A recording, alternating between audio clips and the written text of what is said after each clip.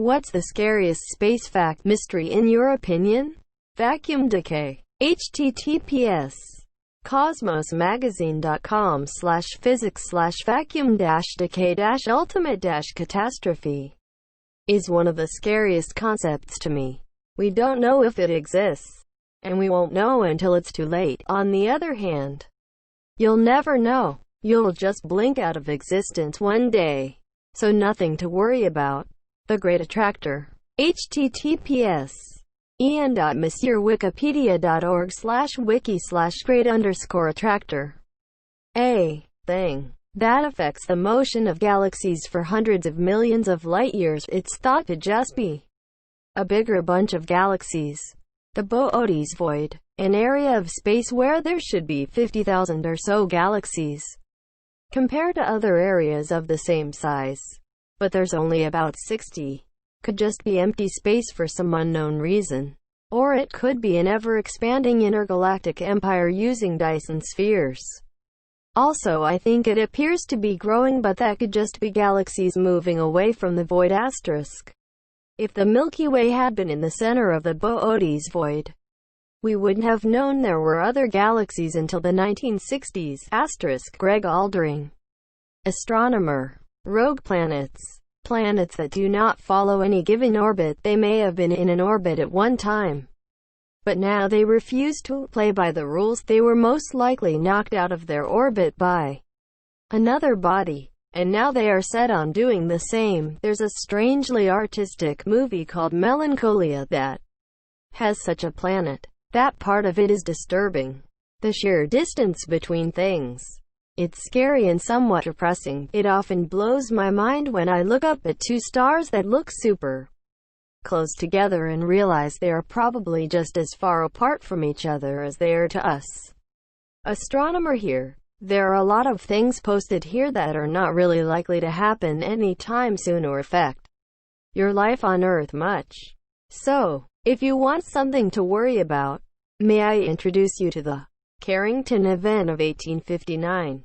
https en.monsieurwikipedia.org/wiki/September_1859_geomagnetic_storm.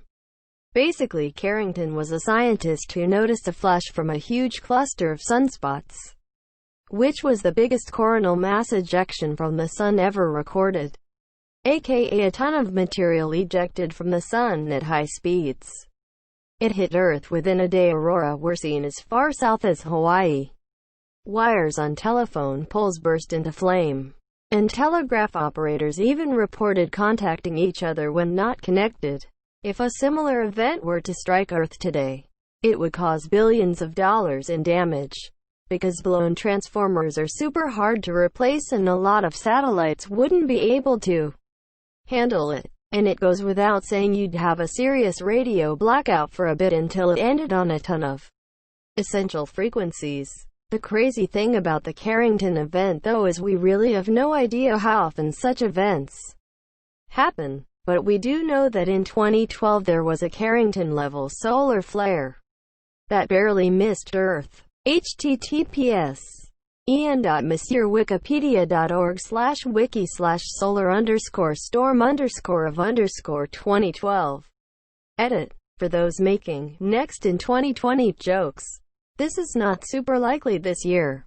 We do know these biggest flares happen during solar maximum. The sun has an 11-year cycle of sunspots, and the period with the most is solar maximum. This year we are just coming out of a minimum.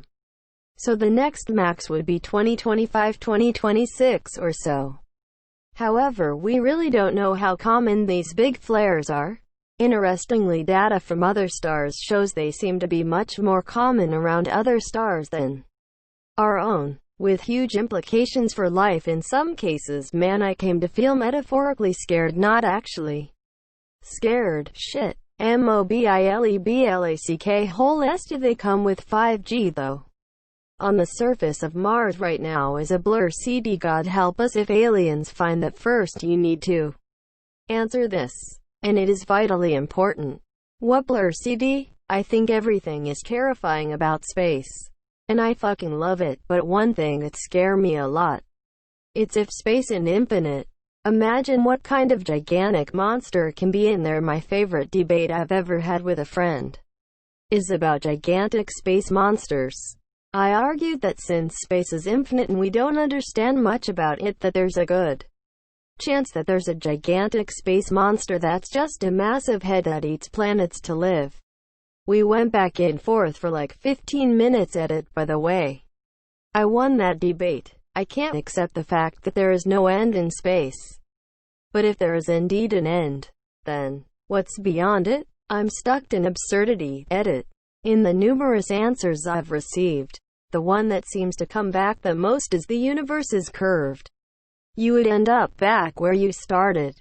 Seems fair enough. Then again, that wouldn't mean there is no limit.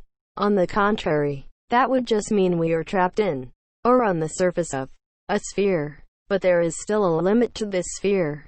So the question remains, what's beyond it? At the end, there is either infinity or nothingness. And what the hell is my little brain supposed to do with that shit? Since the universe is expanding and stars and galaxies are moving away from each other, it's possible that civilizations that spring up in the far future with lonely stars will see an empty sky. Their civilizations will grow and learn, but they will never know the universe that once was. We live in a spectacular time period where we can actually look back in time and see the early universe. Future civilizations won't have that luxury. They'll believe that the universe is, and always was, dark, dead, and empty. Aside from their small island of light with that in mind, you have to wonder what stellar phenomena may have populated the universe billions of years ago but are now too far away for us to ever detect. What was before the Big Bang? I think it is just impossible for a human to comprehend pure nothing or infinity since time began at the Big Bang. The term before is meaningless. But before that, the great attractor is kinda ominous. There's an exoplanet with wind that's many times the speed of sound and that rains glass. Another exoplanet that has spent time inside its star. There's a sort of fear that we aren't alone in the universe. Chances are anything we meet won't have remotely similar emotional spectrums that we have. Then there's the horrifying notion that we are alone in that infinite blackness, that we're just a fluke of chemistry that will probably never happen again. Edit. More people have died on Earth than have died on the Sun. Spook. How a planet can spend time inside its star? Moon's haunted hive noises. This visual. https u2.be/hv7q9 Verdbo. That either shows how slow light speed is or how vast space is, depending on which way you look at it. I've seen videos showing the scale of the universe before, but this one really hit home for some reason. The speed of light, the fastest speed possible, looks painfully slow when you look at it in the context of even a fraction of our solar system. We're stuck here, aren't we? Some star or even bigger than the distance between Mars and us. Imagine, it takes light some time to travel the object producing it. It's crazy. Heat death. That one keeps me up at night. Take your socks off. Voyager 2 will outlive planet Earth. Who knows how long that thing will last? Maybe it'll never be found, and live for eons until its atoms begin to decay. The fact that an asteroid could come at any time, and even though we have the technology to tell us that an asteroid is about to impact Earth, what can we really do about it? Nothing. We can do nothing. We can just sit here, with the media stations telling us what will happen, telling our friends and loved ones goodbye, praying, etc. It sucks. Why do we have the technology that tells us our inevitable doom is days, or even moments away, but no technology to possibly stop it? Edit. Words. I mean, I feel like we'd figure something out real quick if we had at least a week. Yeah, it could end up just being throw a bunch of rockets at it until all the impacts change its course. But that's still worth a try. There is no guarantee that the universe won't end in the next 10 seconds. Edit. There are people who are confused. I'm just saying that with the uncertainty of it all, it could be possible. Not saying it will. It could. Unlikely. But it isn't impossible. Update. It didn't. Strange matter. It might not exist at all. But some scientists believe it's what's inside neutron stars. If this is true, neutron stars can collide and send strange matter particles flying through space. It's also theorized that strange matter might turn everything it touches into strange matter. If that's true, any microscopic amount of strange matter that touches our atmosphere would quickly turn Earth and everything on it into strange matter, destroying all life and nearly every remnant of civilization. And there wouldn't be a damn thing we could do about it. Again, this is all theoretical. Strange matter might not have such a massive effect, and indeed it might not exist at all. But there is a non-zero chance that an undetectable, microscopic particle is flying toward Earth, ready to eradicate everyone and everything. Who's to say we aren't already strange matter? Edit 2. Okay, so apparently these maps turned out to be inaccurate. But still kinda cool to know anyway.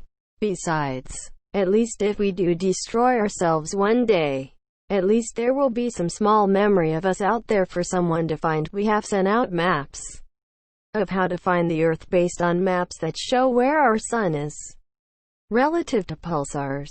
If anyone finds our probes, it's likely they will be able to find us. I don't think it's scary that alien race will find these and come to destroy us. I think any species with the technology to seek us out would be completely unthreatened by what we have. What I fear is the gift is technology and we use it to destroy ourselves. Edit. If anyone's curious, the Pulsar map was first sent out in 1972 on the Pioneer 10 space probe. It has been sent out a further 3 times. The third and fourth times were on the Voyager space probes as part of the Voyager Golden Record. https en.wikipedia.org/wiki/voyager_golden_record. This included lots of images and audio of the human race. Carl Sagan wanted to put a Beatles song on it, but hilariously Emmy declined on copyright grounds. Astronomer here. It's worth noting the Pulsar maps are not actually accurate. https www.google.com/amp/starts-with-the-bang/2018/08/17/voyagers-cosmic-map-of-earth's location is hopelessly wrong. AMP. So, not a huge worry even by the astronomically small odds of anyone finding the probes. Getting sucked into a black hole literally turns you into spaghetti. Time will also be a thing of the pasta.